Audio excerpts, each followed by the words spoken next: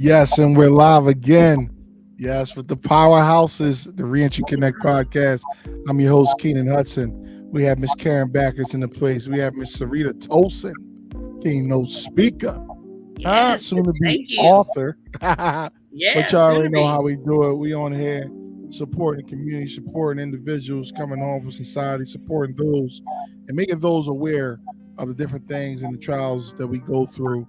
But nonetheless, support systems importance. That's very important. But real quick, just want to shout out old dad one day at a time, Mr. Mel Wells at 215-226-7860. Reentry support, recovery support, all types of support. Feel free to reach out to them. Also, I want to shout out GPStransportation.net, best 5-star transportation company, Tri-State, Philadelphia, New York, Jersey, anywhere. Feel free to reach out to them. Mention my name. Guaranteed special rate 215-774-9913. But without further ado, we got to get back to the show. That's We right. got Miss Sarita. We got Miss Karen Backus. Yes, usually you'll see a lot more faces on the screen, but some people had things to do, which is okay. But Yeah. we still got the Small but party going. mighty. Small You but know, We're the mighty, big, all Keenan. my boring mighty, people who are home on very Friday night. mighty. Yeah. Yes, Oh, but yeah. it's all Listen. right. Yeah, home on Friday night, too. We're not going to talk about That's that part. Yeah, so let's get with this show. Let's get with the show. So yeah, support Right. systems. Why are support systems so important in life? Oh, my Even even gosh. even even aside of re-entry, even though we're going to talk about that, but why is a support system so important? I remember when I was younger, I used to hang out with this family, and I want to say they were from St. Lucia. And the mother said, "How can a tree grow with no roots?" That's true.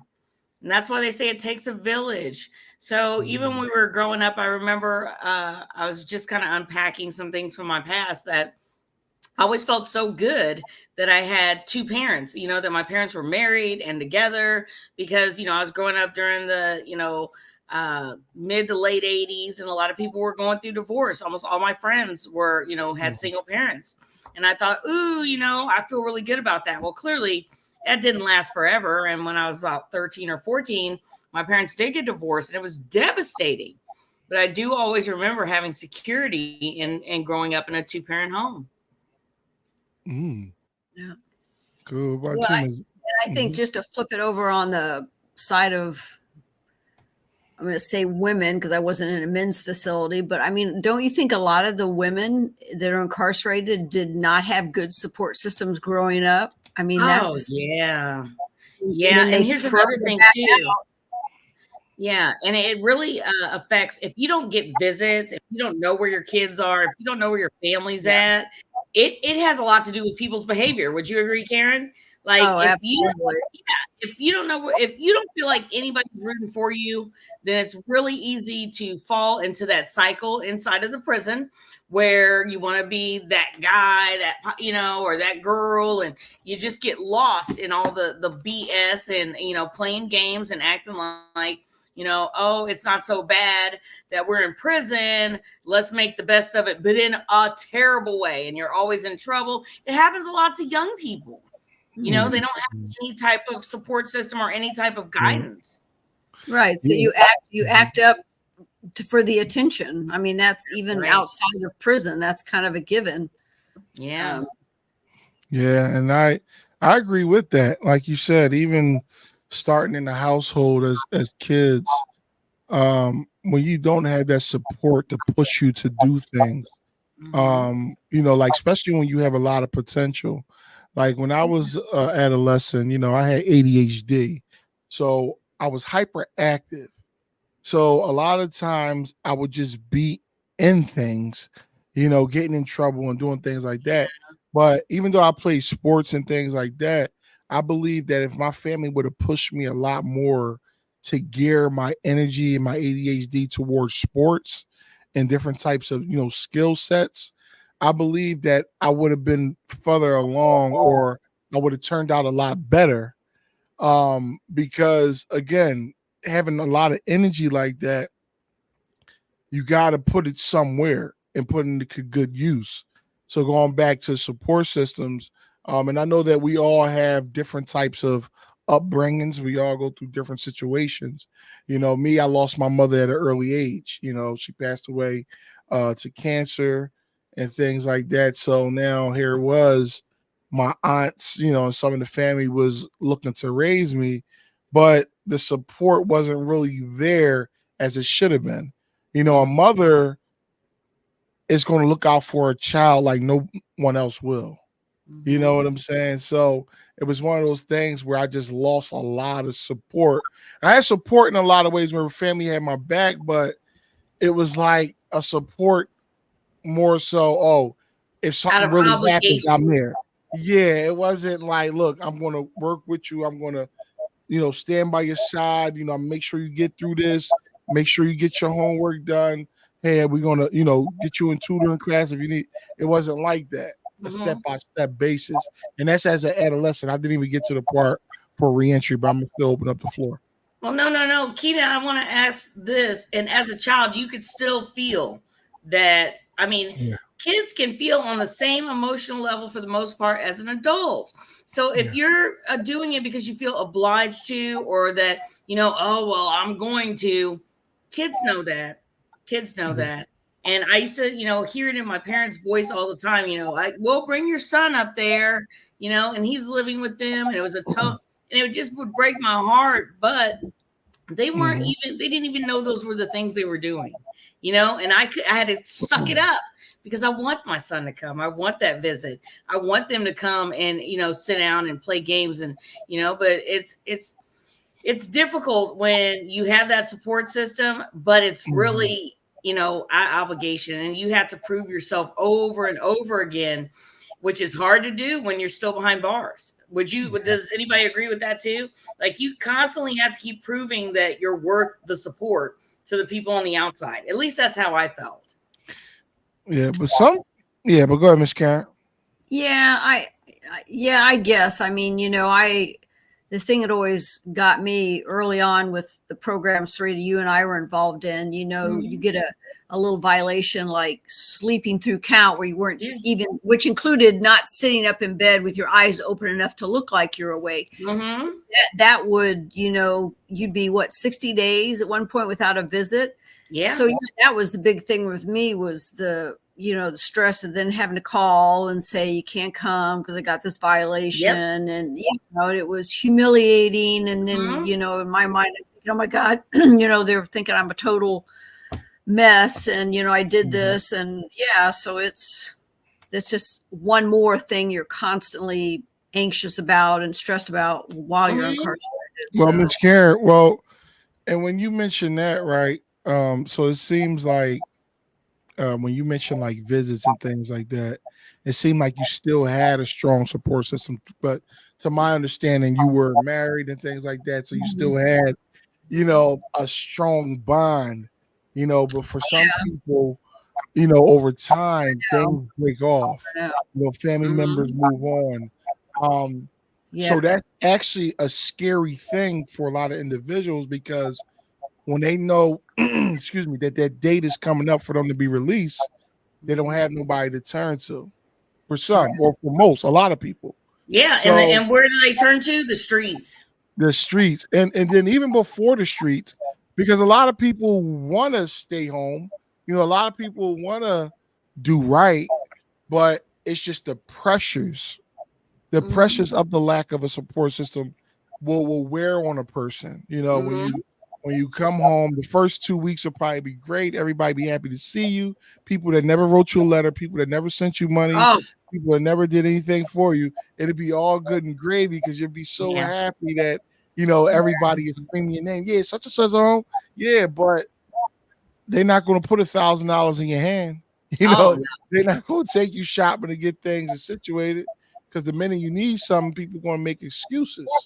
So now when you do get offered, or you find a job that may be paying that minimum wage of $7,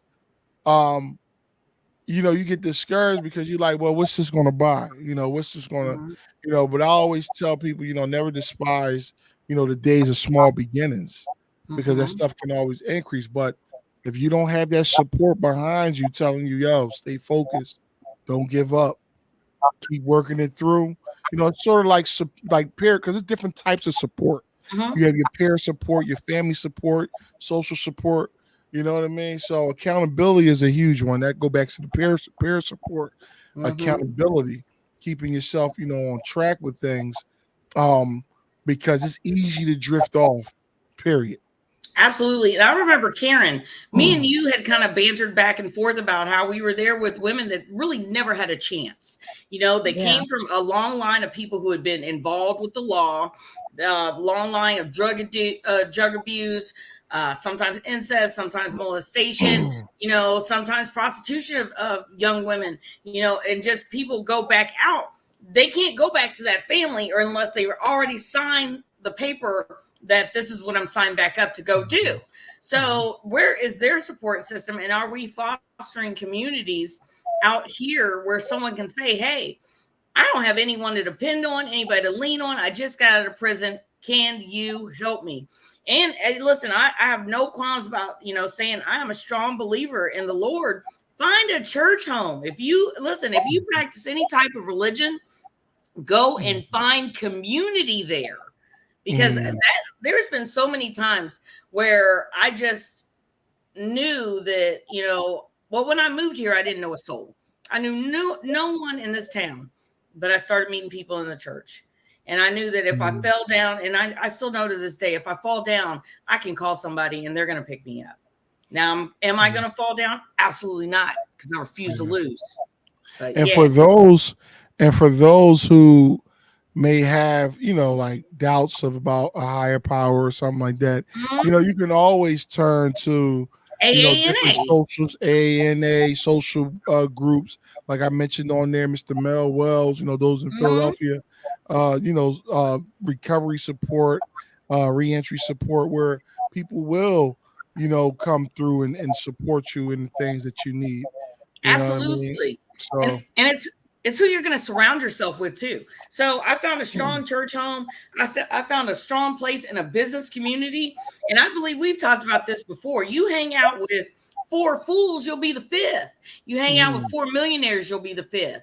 So you know what I'm saying? Like, surround yourself with the people that you want to be around, or that you want to be like, that have what you want. You go back to the streets, then, you can write what's going to happen, depending on who you choose to lean on and who's going to be there for you. And Keenan is so right about your family too. And it's crazy to me how, as we jettison through our life path and our trajectory is way up, that, so many family members, they just love you and they've been rooting you on and they were there for you. But I barely knew you. And, it's crazy. It's crazy. And that's a thing. So when here's your number one supporter, if besides whatever you're looking up to or whatever you're tapping into, it's got to be you. Absolutely. You've got to you've got to keep putting in the work and doing it every day. Yeah. Miss Karen? There's a lot of young girls that I saw that had no choice but to go back to their families. That's all their PO would release them to. And their families are the one that got them there in the first place. The girls talking about their mother was the first one that shot them up with heroin. So, and they're young girls. I mean, it's horrendous to see. And yet, and those mothers and those parents did come up and occasionally see them, but that's all they know. And I think to some degree, the prison system needs to realize, it's really, for as many people as we incarcerate, it really almost has to be an individual basis, because you're dealing with people that are in a circle of their families and their grandparents. Like you said, they've got so many family members incarcerated. Everybody's coming in and out of prison, and whoever's home is who you're going to go home to. And you're absolutely right. You got to be strong. You've got to believe in yourself 100%, but that's, it's hard to do when you're young and that's all you know. And I think that's where someone needs to step in, and some of these groups need to step in and help mentor with these people. And they talk about those halfway houses that they put people in, those are nothing but drug houses. I mean, literally. Mhm. But that's the only place they can go. And there's got to be something better than that. There has to be a better way. I mean, I truly believe that the recidivism rate would be so much better if there was some way that people would come out and they'd have a support system. Absolutely. Just to touch on that and bring it full circle. Right. You had a woman we were all on together. I want to say her name was Carrie, and she was in a reentry. Am I correct? You said it, Karen. Individual basis. Yeah. I didn't come to prison with 500 people. Right. I didn't come as a caseload. I came as Sarita Tosin. And when my time comes to go, don't lump me in with whoever else you need to get released and where you need to put them. Individuals, we go in by ourselves and we leave by ourselves. And that whatever trauma you've got, whatever mental illness you've got, whatever drug addiction you've got, there's a broken system that is the Department of Corrections where none of those issues are being addressed. You came in as a caseload and a number, and you leave as a caseload and a number. So let me funnel you back to where you came from, because they've got an open bed there, So it's so deep about support, because here's the thing. Basically what we're saying is you need a support system inside the facility of people who can call the shots about where you're going to go live, how you're going to make sure all your needs are met. That needs to happen and take place so you get a continuum of care as you're released. Yeah, and people sometimes get it misconstrued when they refer to peer assistance. Like, my understanding of a peer assistant from inside, when they started that program in Pennsylvania, it was more of like a home health aid. You know what I'm saying? It wasn't nothing about, hey, this is how, you should plan your transitioning. This is how you should prepare to get your license, your vitals, making sure things are lined up. This is what you should consider once you get out. It wasn't anything like that. It was more so helping disabled people with everyday tasks. You know what I mean? Helping them go to the commissary, pushing them around in the wheelchair and things like that. There was not like an emphasis on peer support. But you referring back to, like you said, we didn't come in as a whole. You came in as yourself.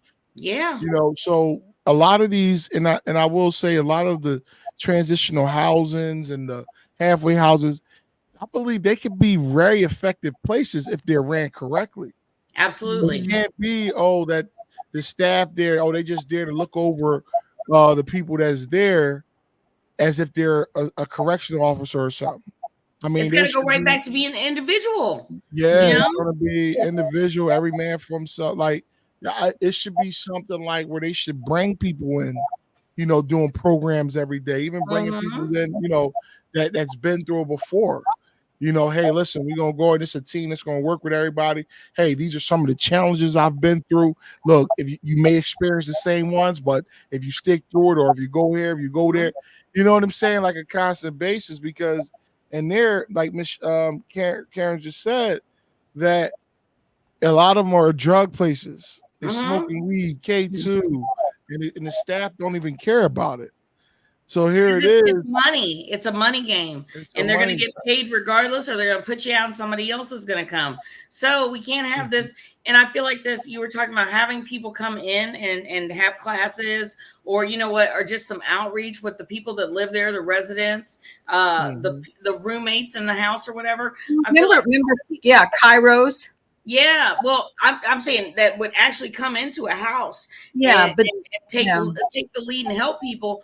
But I feel like a lot of people get into this reentry game, this reentry housing, this reentry funding, these ideas, but they want to get a location and have the place run itself. Or they want you to go out in the community. Well, you need to go to this class, you need to do this, you need to do this training, you need to do that, because they don't want to touch the problem. They just want to have a part of, I did something for the solution. You cannot just take a person out of the penitentiary, drop them somewhere and say, hey, get on the bus, Mm. go down to the welfare office, get on the bus, go down here and get into the doctor, get on, and nobody, it's not about holding someone's hand. It's about giving people the tools to be successful on an Mhm. individual basis. Yeah, that could be very discouraging. Oh, It can trust me, be. I know. That could be very discouraging for No, individuals. listen, I'm in a town and the transportation is no good. By the grace, I was able to buy a car a month and 2 days after getting out. However, I walked everywhere, and I was made several times to feel like, maybe I was, lazy because I didn't want to get on the bus. There's a 90-minute wait in between buses. I went to prison from Kansas City. I know how buses run. If it was something different, I would have been on it. But let me tell you this, you cannot just drop people somewhere. And then here's another thing. So a lot of people come out their shame based. They're mired in guilt for whatever past that they've had. They're already beat down. So throw a couple of obstacles in the way, and you're basically setting people up for failure. You are. If you're going to try and do something with reentry, you got to make sure that people can get to where they need to be. You need to make sure that if something's going on, they got a number to call. There's just certain things you can't jump in and say, hey, I'm going to do this. And then, unfortunately, it becomes, I need the money. It's all about money. And that's how you get roach infested. That's how you get people who are up all night on drugs and someone's crying out for help trying to keep their sobriety, but they're afraid to say anything because it's like prison out there. Yeah. These are real. I mean, that brings up a whole nother topic in my mind is, you're humiliated and made to feel like you're a criminal. You've done these things. You deserve to be treated this way. You're bad. And then they push you out there. And here's a list. Here's what you need to do. And I mean, I remember I had several friends that got out after me, and I would get out, go find them, and we would go to those places together because you just kind of want somebody to hold your hand. You feel like if you have somebody else that's been in your shoes, right, you're more comfortable walking around. Because just walk around downtown if you've been incarcerated, you feel like you have this scarlet letter on your forehead that says, "I'm a felon." I was humiliated just having to go get my driver's license. The only ID had was my Chillicothe badge, and the gal just looked at me like I was, so I was like you had 6 heads. Yeah, People don't realize how hard it is to go to these appointments to try and get your business done. And they're wondering, and I remember, Keenan, you said this too, that you had to prove who you were. You had to write and say, this is who I am, because you were incarcerated as a juvenile. So basically, and I like to tell people, I crawled out from underneath a rock, as far as job history, I put some prison jobs on my resume and tried to make them sound as I did, that they were realistic jobs out here in the free world, when clearly the best one was 71 cents an hour. Regardless, every time you go and do something, you're telling your story again. Like, hey, why are you applying for this? Why don't you have any income? What's going on? Well, I just got out of prison. Well, what'd you go to prison for? Now I have to, entertain you and all your questions. When really all I needed to do was try and get some health insurance until I can find a job.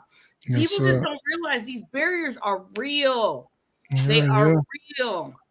And there's power in a soft introduction. If you're running a strong transitional house, then you need to have certain designated people at, wherever they're going for healthcare, wherever they're going for this and that. They're like, hey, this is my person. Her name's Karen. She's coming down. She's a great lady. She's just, kind of navigating. Help her out. She's coming down there. Her only form of ID is her prison ID. Can you help me? It's all about connections and relationships. And that's what a support system is, a relationship. Karen, you're going and navigating and finding girls with the same story, because it's not so bad when there's a safety in numbers. Safety number. When Bucky got out, I went and got her. I just felt like almost whole having somebody out that I'd spent so many years with. Yes. And she's like, look, I got this list. I need to go see a doctor. I knew she needed to see a doctor, because Bucky is like the most accident prone person. And I went with her.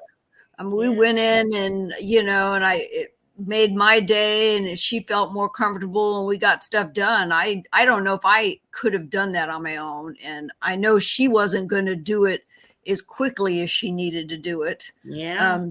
But change subject. The reason I brought up Kairos is that was such a, and you were involved in that. That was such a neat thing. And those ladies were the only people while I was incarcerated that could look you in the eye and talk to you like a woman. They didn't absolutely see our, khakis and our name tags. They were so great. And to me, there's so many of those church affiliation or, Christian people.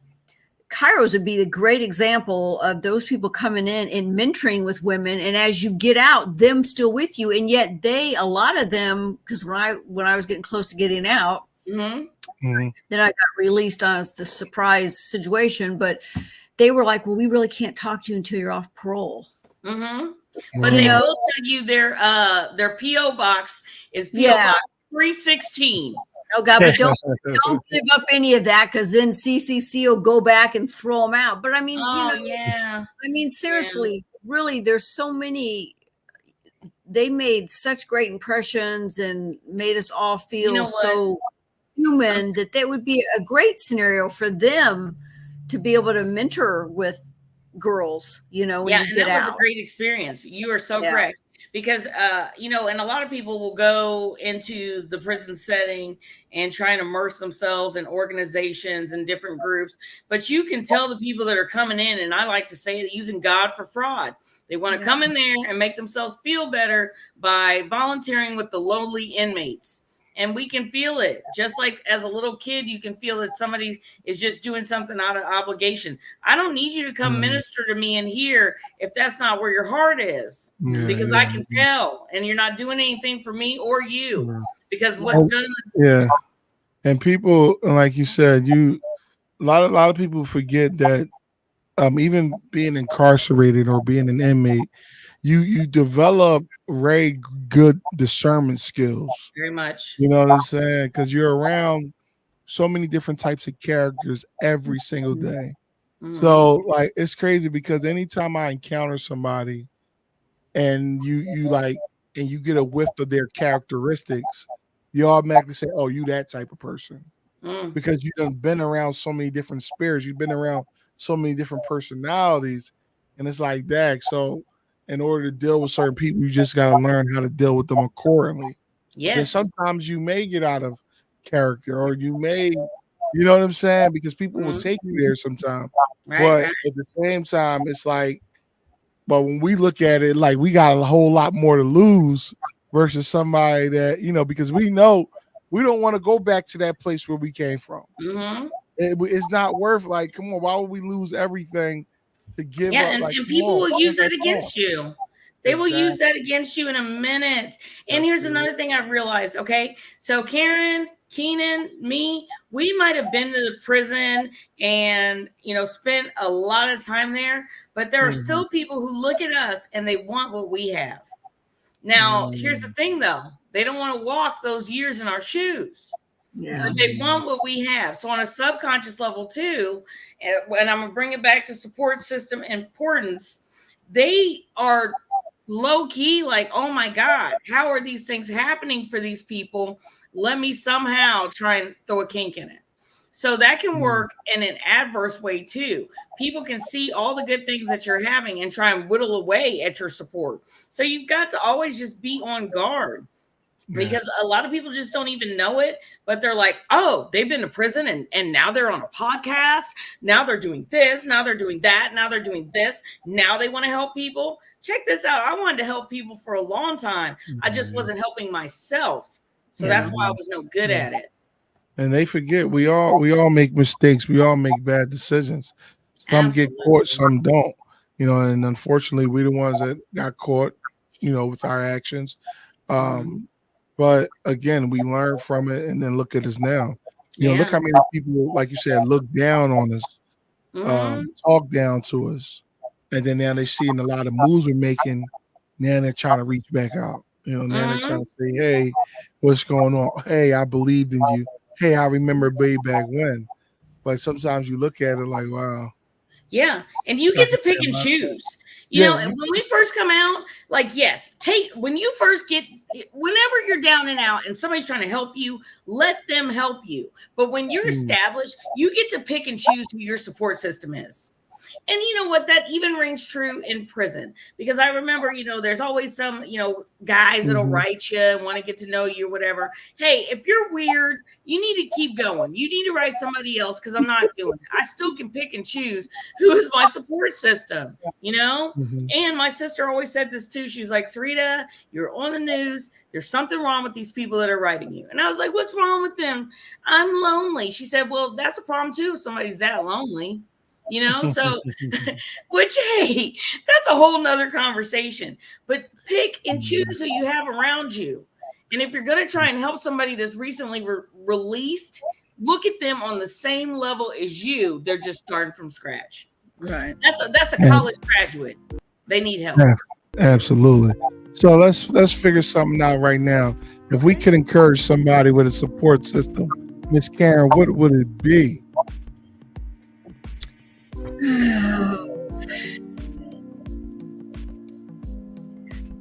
Your support system does not have to be your blood family, because I'm telling you, some of my people that I lean on are not related to me biologically. And I think that's a kind of misnomer. A lot of people is like, well, my mom and my dad, and they're having all these issues, but I know they'll help me. And I mean, sometimes you just have to look at the reality. You still love your people, but sometimes you have to look for someone that's going to be able to lift your spirits, motivate you, give you confidence, but at the same time can call you out when you're not doing the right thing. Absolutely. So that's my advice: is look for the people around you that are going to lift you but hold you accountable. Yes. Absolutely. And how about Miss Sarita? Oh man, I have a lot to say about your support system. First, I want everybody to be as strong as me, but it all starts with being grateful. Okay, so start with whoever is on the team, whoever is in your life. What reasons are you grateful for them to be there? And if you don't have a reason to be grateful that someone's around you, then try and navigate away from them as far as you can.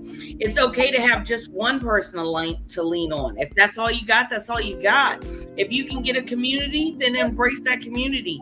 Find a church home. Find a place where you feel safe, where you can talk to people. You know what? People aren't going to come up and say, hey, do you want to be my friend? That's why they call it making friends. Get out, make some friends, make positive, reinforcing relationships where people are going to encourage you to do your best because they believe in you. So you can develop your own support system, because it's important. Yeah, absolutely. Absolutely. It's very important. Support systems comes in all types of forms.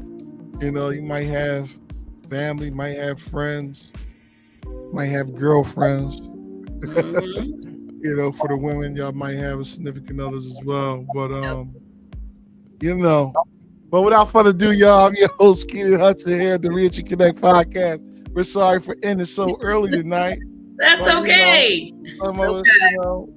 Some of us, have a Friday night on our hands, But nonetheless, Keenan's a lot younger than us. Yeah. But we appreciate everybody tuning in, as always.